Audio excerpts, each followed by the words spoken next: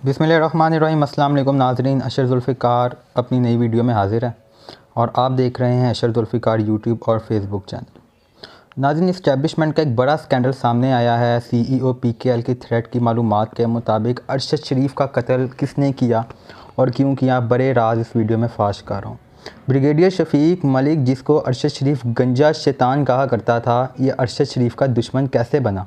जब साइफ़र पाकिस्तान के सफारतकार के पास आया, इसने वो साइफ़र 3 जगह भेजा: GHQ पिंडी में, नेवी हेडक्वार्टर में और खारजा दफ्तर में। वजारत खारजा में ज़्यादातर कंपनी के जासूस होते हैं, वो साइफ़र बाहर नहीं आया। जो साइफ़र पिंडी गया, वहाँ एक मुहब्बल वतन जनरल ने मारगला की पहाड़ी पर एक मुहब्बल वतन बंदे के ज़रिए, जो कि अरशद शरीफ को प्रोग्राम शुरू होने से पहले बुलाता है, ARY से पूछ सकते हैं कि उस दिन प्रोग्राम लेट शुरू हुआ और इसको पढ़ाया। अरशद शरीफ ने सबसे पहले वो साइफ़र पढ़ा, फिर ये बात इस बंदे के ज़रिए इमरान खान तक पहुंची, क्योंकि इस मुहब्बल वतन जनरल ने वो बात पहुंचाने का कहा था। जब इमरान खान ने शाह महमूद कुरैशी को बताया तो इन्होंने अपने दफ्तर में रुजू किया। जब मामला दफ्तर में आम हुआ तो पता चला कि साइफ़र 15 दिन पहले ही आ चुका है और तस्दीक के बाद शाह महमूद कुरैशी ने इमरान खान को बताया। नाजरीन, जैसे ही ये मामला पहली बार कंपनी के साथ उठाया गया तो कंपनी का गुस्सा आसमान पर था कि हमेशा ही पाकिस्तान की तारीख में ऐसा होता रहा है कि बात बाहर नहीं निकलती, तो इस बार बात बाहर कैसे निकली? जिसके बाद ब्रिगेडियर शफीक को बुलाकर रात को इसकी खूब क्लास ली गई, क्योंकि साइफ़र को छुपा कर रखना इसकी जिम्मेदारी थी। फिर फ़ोन बुक इंक्वायरी के बाद पता चला कि साइफ़र अरशद शरीफ के पास सबसे पहले पहुंचा। अरशद ने ढके छुपे अंदाज में प्रोग्राम करने भी शुरू कर दिए। कंपनी को डर था कि कहीं इसकी कॉपी आगे ना जा चुकी हो।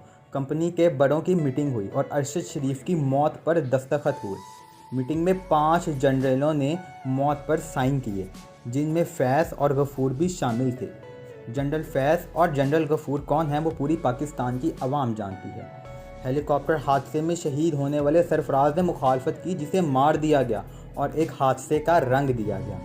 ये जो फ़ोटो आपकी स्क्रीन पर चल रही है, ये कर्नल जमील है, जिसको अरशद शरीफ की रैकिंग करने का टास्क दिया गया था, जो कि दुबई में कंपनी के लिए काम करता है और पैसा इकट्ठा करके कंपनी को भेजता है और शार्प शूटर भी है। पाकिस्तान में अरशद शरीफ के साथ जो हुआ सबको मालूम है। बात लंबी हो जाएगी अगर इस वीडियो में मैंने जिक्र किया। शावर से अरशद शरीफ की फ़ोटो इसी ने जारी की, मीडिया को मसरूफ़ रखा। दुबई में ब्रिगेडियर खुद गया, अरशद शरीफ से 2 मुलाकातें भी की और कहा कि जो मालूमात तुम्हें मिली हैं और जो तुम इस मामले पर बिहाइंड द डोर इंटरनेशनल सहाफ़ियों के साथ मिलकर काम कर रहे हो, सबसे बाज आ जाओ। अरशद शरीफ ने मना कर दिया और मुकर गया और फिर वही ब्रिगेडियर अपने कर्नल को बुलाता है और लैपटॉप पर अरशद शरीफ को नाम, जगह और तारीख दिखाता है, जिससे पता चला था कि ब्रिगेडियर को सब कुछ मालूम था कि अरशद शरीफ को साइफ़र दिखाने वाला शख्स कौन था। इस कर्नल ने पंजाबी में अरशद शरीफ को वो बातें भी की जो मैं इस वीडियो में नहीं बता सकता और कहा कि दुनिया तुम्हारे अंजाम से डरेगी। कुछ दिन बाद बिलावल भुट्टो के साइन वाला लेटर यही कर्नल दुबई गवर्नमेंट को देता है, जो कि पहले से साइन करवा कर रखा गया था। जुम्मे को दोपहर 1:04 पर दुबई के वजारत दाखिला को कॉल जाती है और फिर पीर को 12:36 पर उस वक़्त के army chief general Qamar Javed Bajwa की फ़ाइनल कॉल दुबई के आर्मी चीफ को जाती है। तो फिर वो अपने बादशाह के आगे मामला रखता है। फिर दाखिला अरशद शरीफ को फौरी तौर पर दुबई छोड़ने का हुक्म देता है।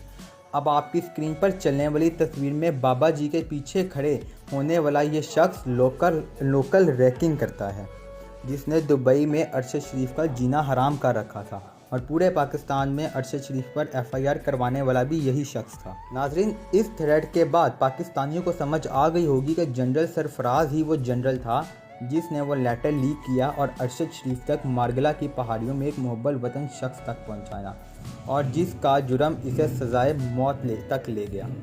नाज़रीन, ये जो तमाम थ्रेड्स मैंने आपको इस वीडियो में बताई हैं, ये 100% तस्दीक के बाद इसके ऊपर एक मुकम्मल तौर पर वीडियो बनाई गई है।